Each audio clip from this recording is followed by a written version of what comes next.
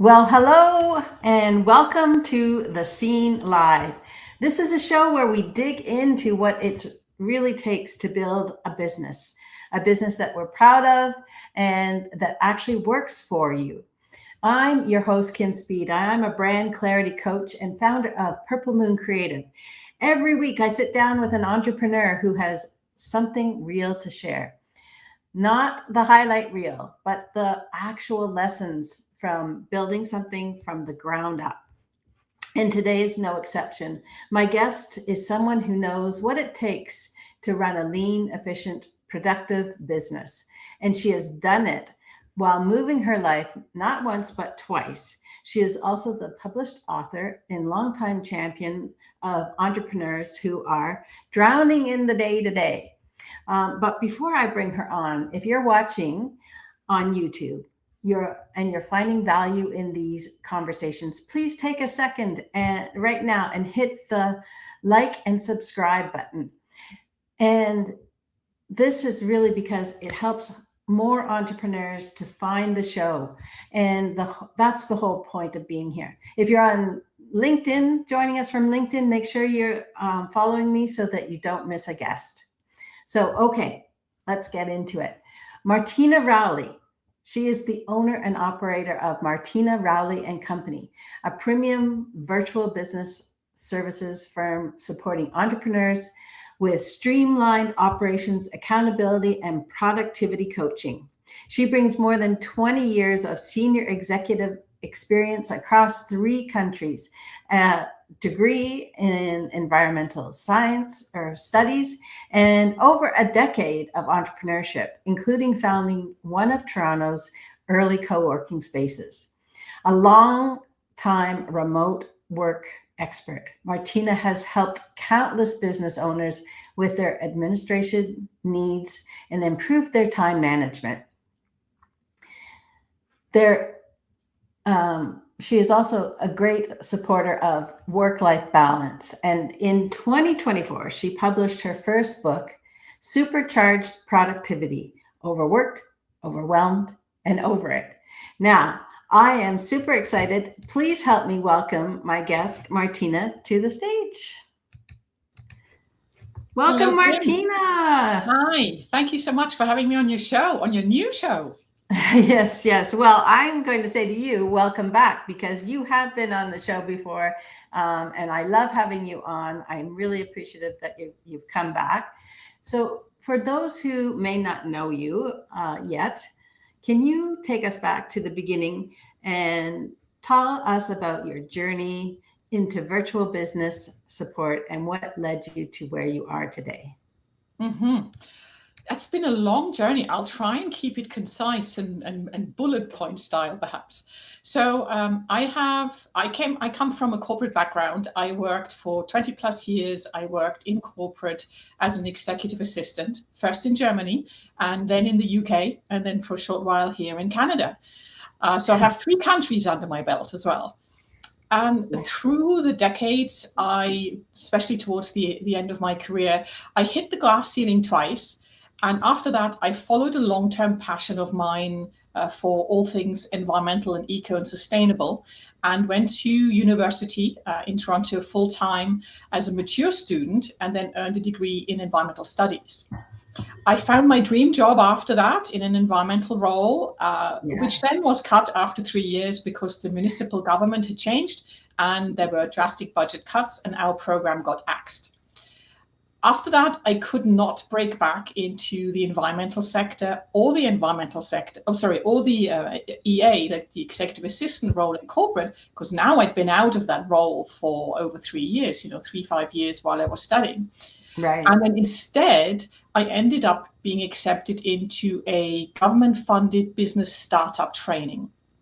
And that got me into my first business and thinking about, if you can't find a job as an employee that fits you and fits your skills, why don't you start your own business and make it fit your skills and fit you? So in 2012, I launched a bricks and mortar business, a co-working space in Toronto, as you mentioned. Yeah. And then it was there in-house that I started offering administrative support to some of the co-working space members. So those were typically, same as I was, solopreneurs who just did everything by themselves or maybe outsourced the odd thing here and there. So I started doing that in-house. And after I closed the co-working space after 2 years because it was not in the right location, I closed the space and then transitioned to working from home as a virtual assistant. And literally some friends of mine, and it shows how people who know you sometimes come up with better ideas than you do because they know you from the outside. And someone suggested, why don't you take your your administrative and your super organizational skills and become one of these new things, a virtual assistant. 11, 12 years ago, that was still on the new side. Now there are more people who are aware of this position. So I went back to that. Basically, I went back to what I know, what I learned, what I'd done well over the decades, and then started a business from home.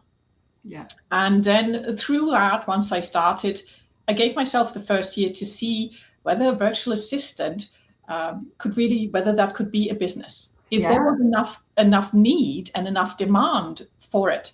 And I found within the first year that, yes, there definitely was enough demand. Mm-hmm. There were enough entrepreneurs out there who were running businesses and getting overwhelmed with how much they had to do and do it all by themselves. And at some point they wanted help. So I found it was definitely a viable business.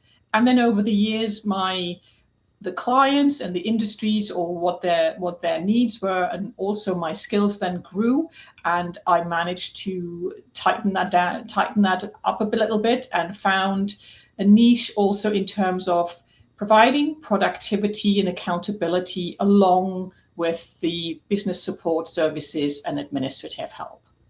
And this is so interesting, Martina, because really, I would say you're a real trailblazer in finding these new types of opportunities. Well, even think about, like, I know you said the co-working space wasn't exactly in the right place, but I still think it was fairly early for that type of thing. And you were, bringing it in and, making something of it. Mm. I know it didn't go as you thought it might, but even for you to go and start doing the virtual assistant as more of an online business, that was really, you were one of the first, remote workers that I had met at the time. Yes. Who was actually doing it and doing it well, and actually making it profitable, while the rest of us were still running around meeting people in person. And not that you didn't meet people in person, you were always connected with people. I know that, but so tell us, how does your mind work that you can figure out and be the first to the plate type of thing?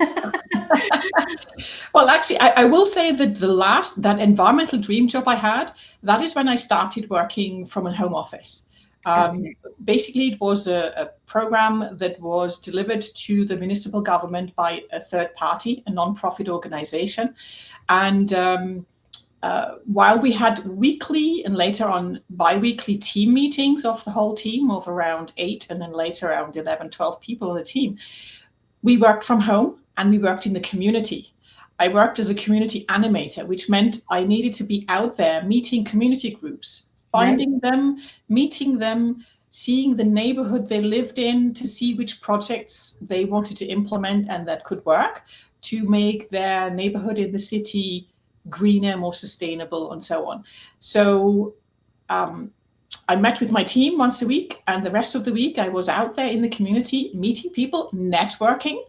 Yes. So my networking started already while I was an employee, but I had to go out there. I had to make the program known, which is the same when you're a business owner. You have to make your business known and be out there. And I was making all these connections, and then, building community and connecting people with the right resources.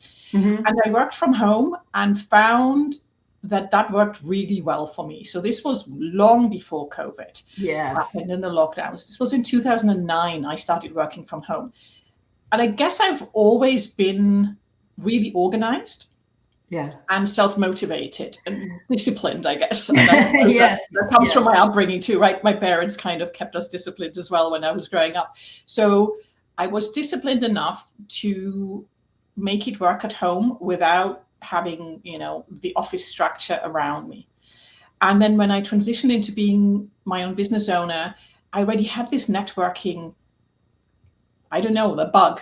I loved meeting new people, making connections for them, and finding them the resources. And that's where initially my idea for the co-working space came from, because I liked bringing people and information and solutions together. Yeah. And in a way, that's what I'm still doing, only now it's my own business.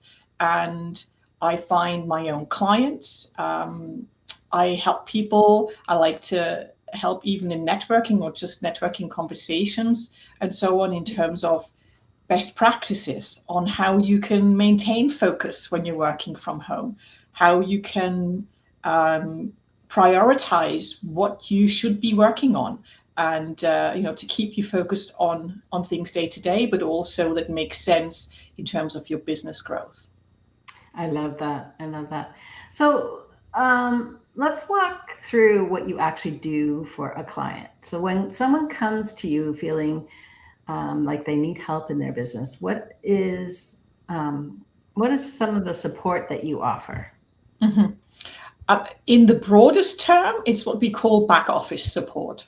So it can be administrative.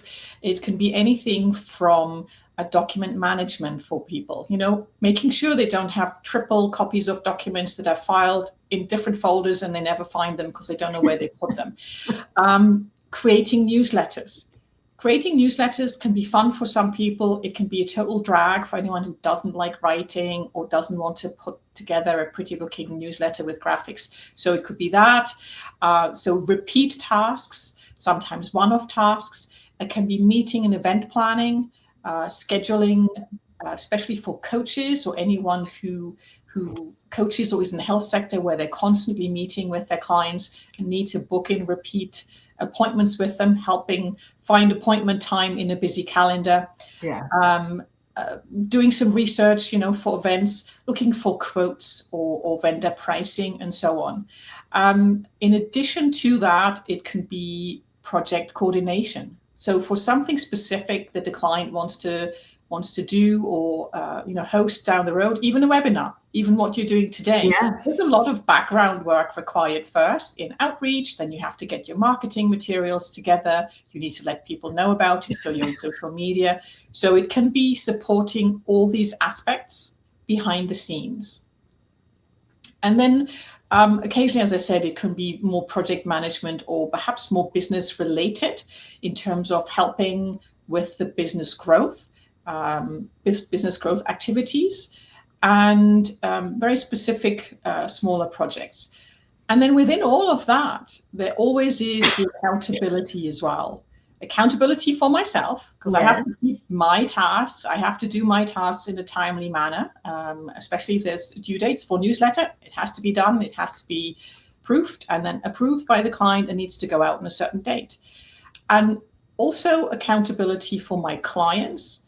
And that is something I found at the beginning of working as a virtual assistant, is that clients wanted and needed that. When you're working alone and you don't have someone who sometimes just checks in with you to follow up on something you talked about 2 weeks ago. Hey, did you do this? Did you follow up on this idea? Or have you moved this along? Or, and then it's sort of the, well, no, I got sidetracked. I got busy. I had client work. Someone at home got sick and I had to take, my private life family life had to take over a little while.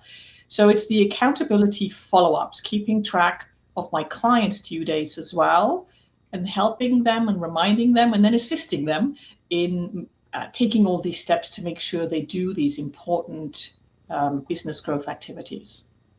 And it must be even more needed now that there's so many more people working from home, and having a little bit more of that distraction, and then that blurred division between, work and a home life. And I know that you are really, really good at making sure that you have balance in your life. And I always admired that, you did work when you needed to work, but then you also made sure that you had time for relaxation and things that you enjoyed. Is that something that is something that you help your clients with, or is that more of something that we would find benefit of in your book? I would say both. Yeah. I do mention it. I certainly mention it. There's several chapters on it in my book on work-life balance, self-care, how to build that in, and basically avoid burning out. Because once you burn out, same as with any physical illness, once you get that poorly health-wise, that you're already having to go and see a doctor and get treatment and get medication and so on, you've already let it go for too long. And it's very hard to then get back to the healthy state you were in beforehand. Same with work overwhelm or work burnout.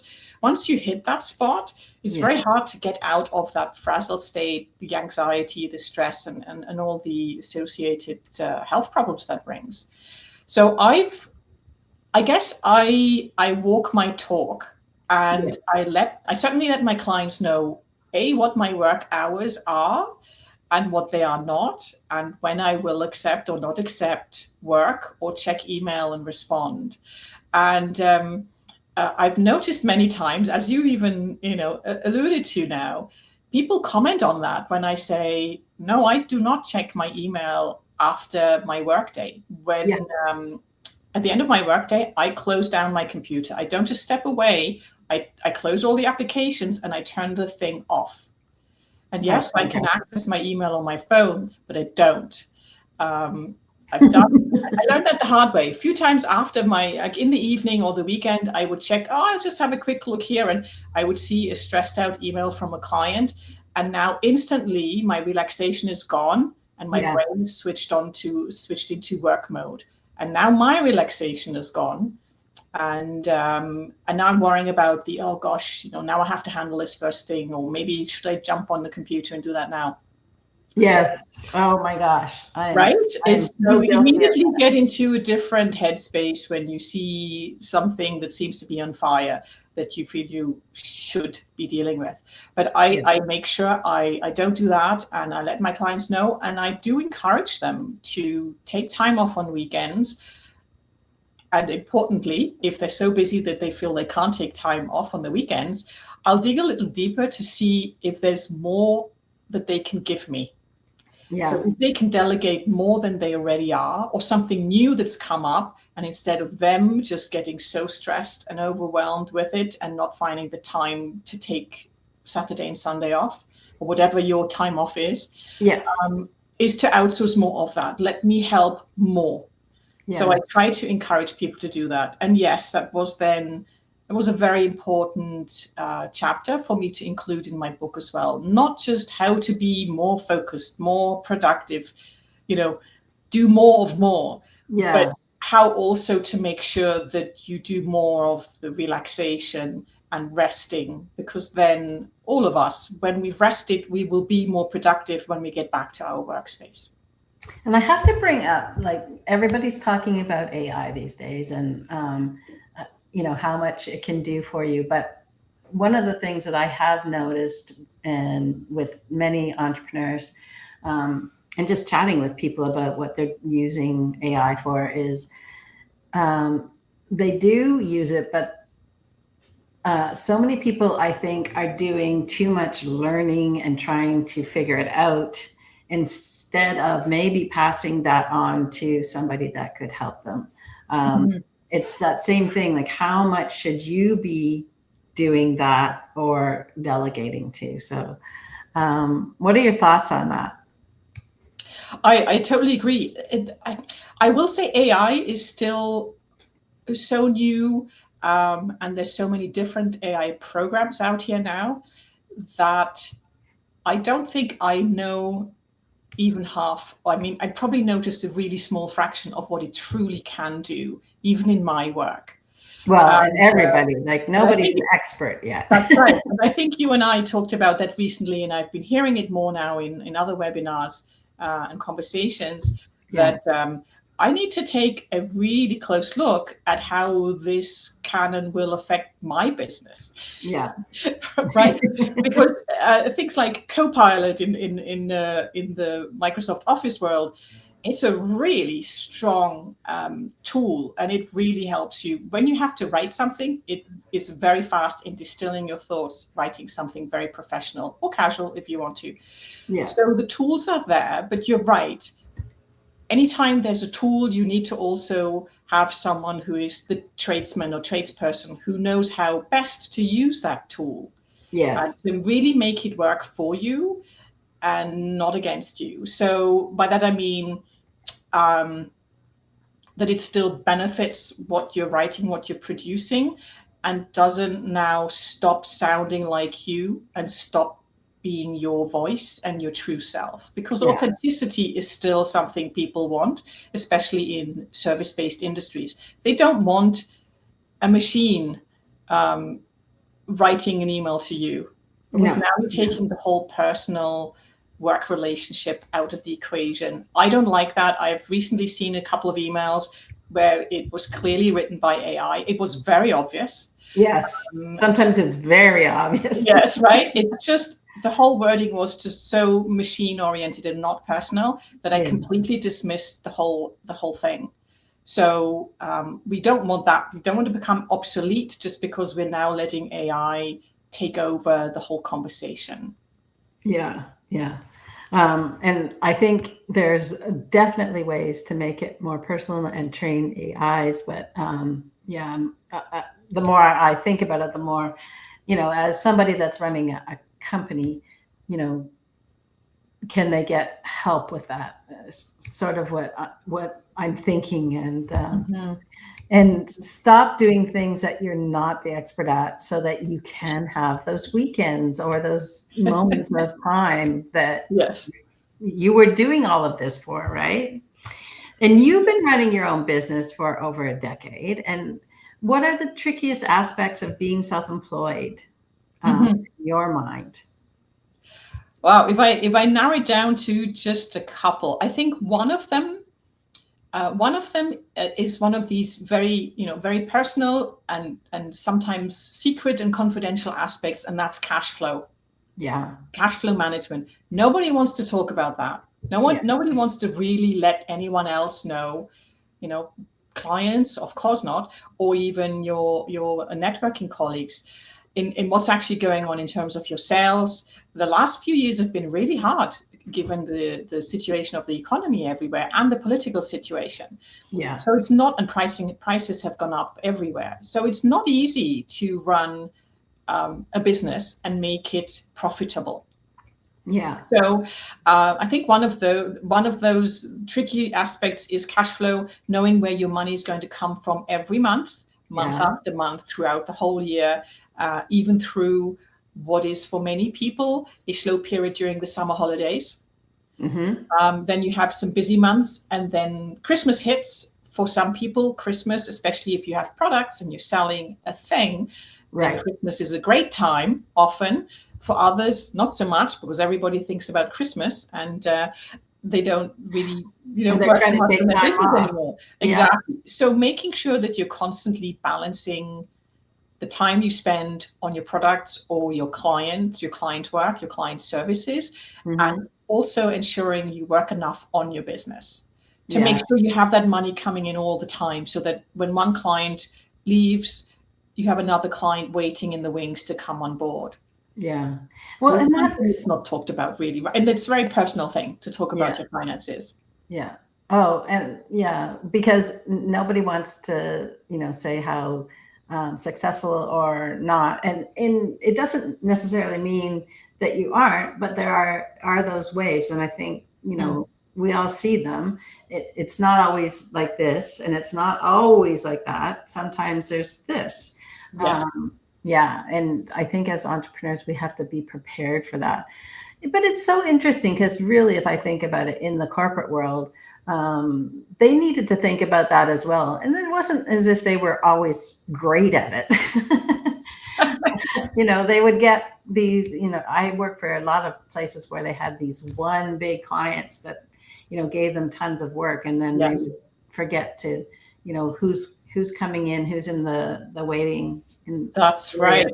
That's right. It can work well, but if that one big client then leaves, or God forbid, goes bankrupt because their business isn't going that well, suddenly you're leaving a very big hole there.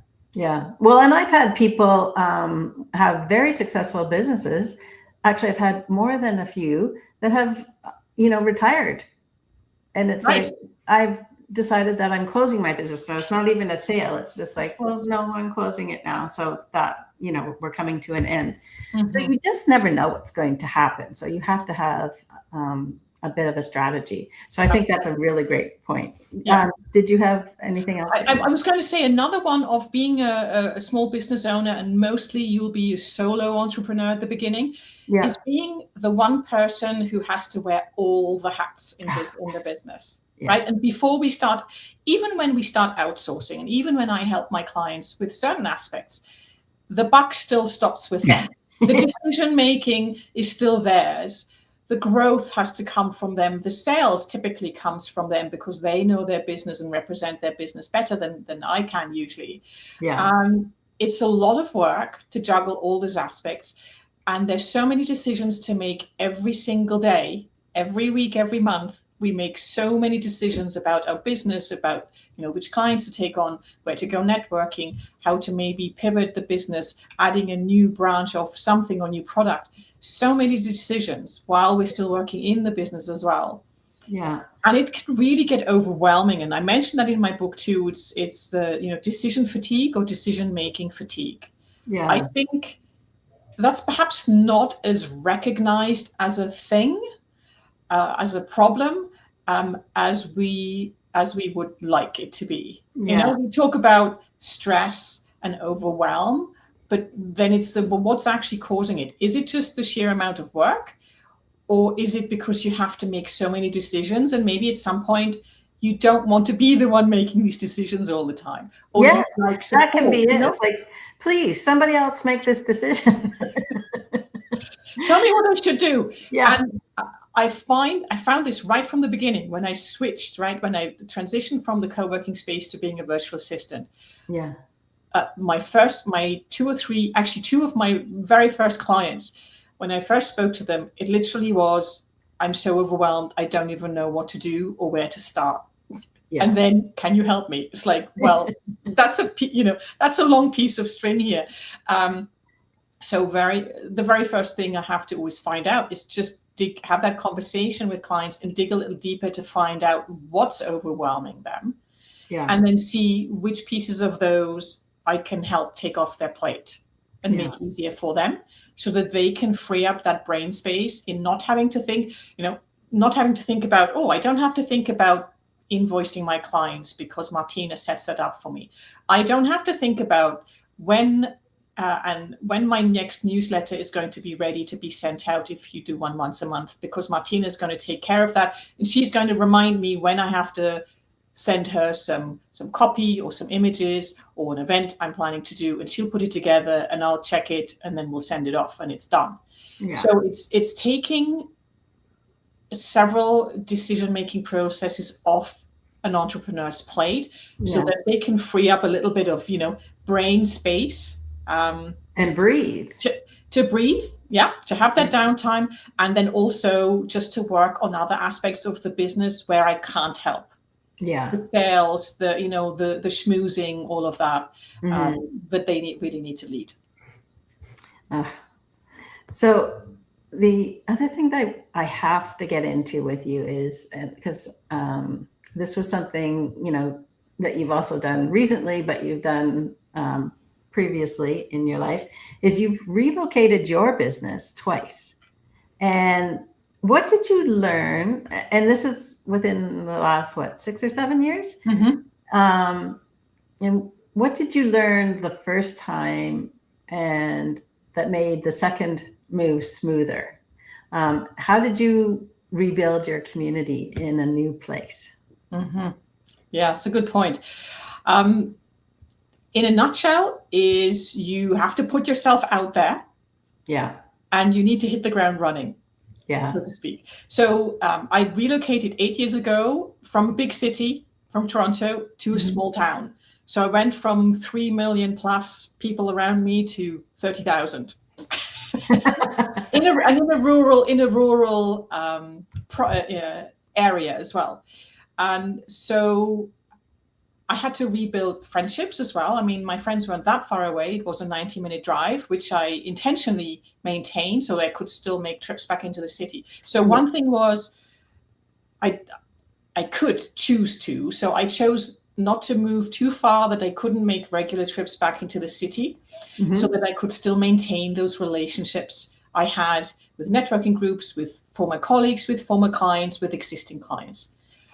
If you don't have that choice, then obviously you can't keep going back there as easily, but making new connections in your new location as quickly as possible. So for me, that meant both times, 8 years ago and now the 4 months ago when I moved again and moved back to a bigger city, is most recently I joined the local Chamber of Commerce. Previously, I was at the smaller Board of Trade, where I had fewer opportunities just because it was smaller. But it means go to all the networking you can. Yeah. Join any other, personally, even other groups. And I did join a women's group that exists across Canada. And it was a social group, a social and activity group. But that meant that I satisfied my personal needs for connections. And then sometimes you also make some business connections that way. Yeah. I went to networking events, to lunch and learns that the local women's group was holding. The chapter of the Board of Trade had a women's group as well. And just attending as many networking meetings as possible, making new connections. If you find someone you really gel with, doesn't have to be a future client, but someone you might be able to collaborate with, or who might be a good referral source. Is meeting, having coffee meetings, getting to know people one-on-one, getting to know their business, but also getting to know them a bit on the personal side too. Yes. Building connections, essentially, and rebuilding connections. And when you can't do that in person, and I did that in both times that I've relocated, is remember to send some emails and make some phone calls and plan some video chats a couple of times a year with people that were important in your life and in your business network before. Make sure that you still stay front of mind with them, even if you're not physically in the same city or location anymore. Yeah, that's really important. So really that you have, and again, it takes effort. Yes. In addition to still doing your regular work with your business, now you're having to go out maybe more often to events because you're rebuilding it. You want people to get to know you, know about you, and to hear about your business. Yeah. So it's doing that. It's the business type socializing with other business owners. Yeah.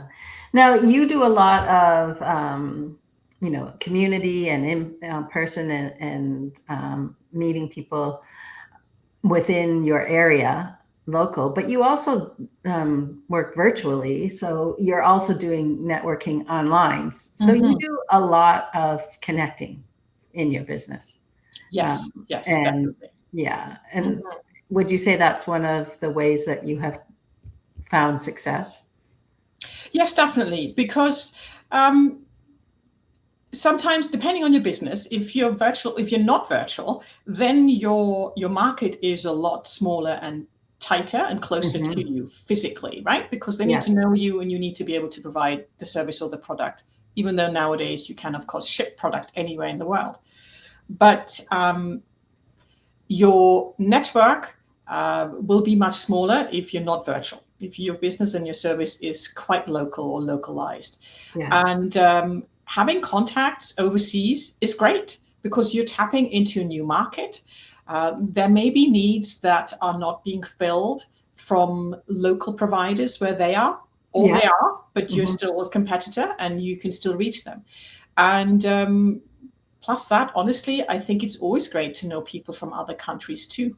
You're expanding into different markets. I found also when I was writing the book I started writing the book through a program that helped you write a book and guided you through the planning and the thinking process at the beginning of what do you want to do, who do you want to talk to, and who should the book be for, and then structuring it, so on. And that was actually based out of the UK. Okay. Yeah. So, I mean, there were participants from many different countries, many, or most of them probably from the UK, but also spread out across Europe and Yeah. some in North America and elsewhere. So now I have another network in the UK, and we sort of still keep touch through a WhatsApp group. And, we still exchanging ideas or check in with each other and still support each other in people's journey who perhaps haven't finished writing their book and haven't published it. Or when Right. they have published it, we go out and buy each other's books and support each other and so on. Yeah. I have had clients in Europe, different European countries, as well as in the US. So it's nice to not limit your network to just your local community. I Yeah. personally like just having a really good local community as well, because I enjoy and I draw energy from meeting people in person. Right. Having that face to face, for me, that energizes me. That's, again, if you're an introvert, that might not be your thing. You might enjoy the virtual aspect more, but I like sort of the middle a little bit. Going out and meeting people, building that connection, and you build deeper connections, Yeah. and it just makes it more likely and more fun to refer someone in both directions, for me to refer others as well. Yeah. I think it's so important too. And I am of the mindset that I think it's so efficient that we can do a lot of this online now. But I think it's true that because I've, thought lately, I remember doing all of my networking in person, and there was an energy that you would get from it. So Yes. it's not quite the same, Mm-hmm. but it is a bonus to be able to do it. Mm-hmm. So I think you're right. Having a bit of balance in both is Mm-hmm. fantastic. And Now, you're getting the feedback, right? As we were saying earlier, when you're yeah, speaking to someone face to face, you get the nuances of the conversation, and you're kind of sensing and hearing how well they're doing or not doing in their business or yeah, personally, right? So you need that feedback as a business owner to see how others are doing, and or just to sort of say, oh, I love your business, and your podcasts, Kim, those are such great teaching moments, and I love them, and it's so informational. Keep doing it. You need that feedback from others as well. yeah. That's so true. Um, Now, I have one more question for you. What would you like to do more of in your business? Is it something that you'd like to expand into, or is there something that you've been wanting to start? Great question. How many rabbit holes can I go down, right? Yeah. I really love, I mentioned this again earlier, right, as I was building my first new clients, I really love the accountability and productivity coaching side. So Yeah. I provide that on a one-on-one basis, sort of with my clients, subtly Yes. sometimes, Yes. right? Just through our weekly check-ins that I do with them, check-in calls and project status and status updates. I provide that accountability, keeping them accountable to their due dates. But I've also led a small coaching group, an accountability coaching group. It was a 3-month program, and I love that. I absolutely love that, and keeping people focused Yeah. on what they should, as in not that I'm saying it, but what they are telling themselves. They know they should be making more sales calls, doing more follow-ups, building a new program, streamlining their organization. But they get so caught up in the day-to-day work that it just gets postponed all the time. Then having the accountability group, now they're making a plan and they're telling the group, I will work on this. And it's And more when like you say it out loud, right? right? When you say it out loud, it's so And I different. absolutely love that. I love Yeah. being able to support people in getting things done that they already know are important and valuable to them and their business, Yeah. but they just need someone to kind of just help them along, guide, a gentle, kind nudge, or Yeah. sometimes sort of well, why didn't this happen? How can you make sure that you get it done this week because it is important to you? And I love that. I would love to do a lot more of the accountability and productivity coaching. I'm saying both because I'm finding now, since I've written the book, that those two are so closely related. It's almost one thing. If you're more accountable, you're automatically being more productive and vice versa. Yeah. So I'd like to do more group coaching for that, and hoping to fill another group this year soon. And I also want to get my paper book out onto the Kindle version, out as a Kindle version. Oh, nice. Yes, that's great. So those are things I want to spend time, or I'm spending time on the next few months on working on those. I love it. I love it. So group coaching and accountability group, I think those are fabulous. Now, before we let Martina go, if you've been enjoying this conversation, this is a reminder to hit subscribe on YouTube and give us a like. Every subscribe helps this show reach more entrepreneurs who need exactly this kind of conversation. We're building something here, and I'm glad you're part of it. Now, Martina, before we wrap up, where can people find you or grab your book? Yes. So ideally, best way to find details about my book and the book purchasing link and find out a bit more about me is on my website, martinarowley.com. There's a page there about my book. So if you just go to the tab on book, you will find out a little bit of the background as well on why I wrote the book and who would benefit from reading the book. It's full of tips and techniques and suggestions on how to just manage your day and your week better while not burning yourself out. And there's a QR code. If you use that, you can go directly to that page and find out more about Martina's book. And it's on her website, so you can find out more about her and connect with her. Martina, you're also on LinkedIn. Is there anywhere else that people can find you, and could they connect with you? I'd say those are the best places. Connect with me on LinkedIn. I'm on LinkedIn every day. I'll connect there, and we can, if someone wants a discovery call, then we'll arrange it there.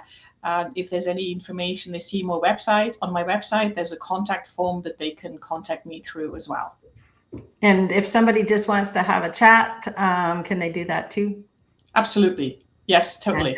Fantastic. Yeah, I'm happy to have a conversation with someone who wants to just find out if outsourcing and even virtual assistant or virtual business manager would help them, or just even to throw around ideas to find out which areas they could outsource. Yeah, because that's a lot of times it's not knowing what you would even outsource. Exactly. And that's what I help with in a discovery call, just to have a conversation and see where I can help. And once we start with something, typically other things pop up as well. Yeah. So thank you so much, Martina. This has been a really great conversation. And I thank everybody that has joined us today, whether you're on YouTube or LinkedIn. I appreciate every single one of you showing up. If you missed any part of this, the replay will be available on YouTube, and you can catch it on LinkedIn. Come find me there and make sure you're subscribed so you catch every episode. So until next week, keep building, keep showing up, and keep being seen. Talk to you later. Thank you, Kim. Bye.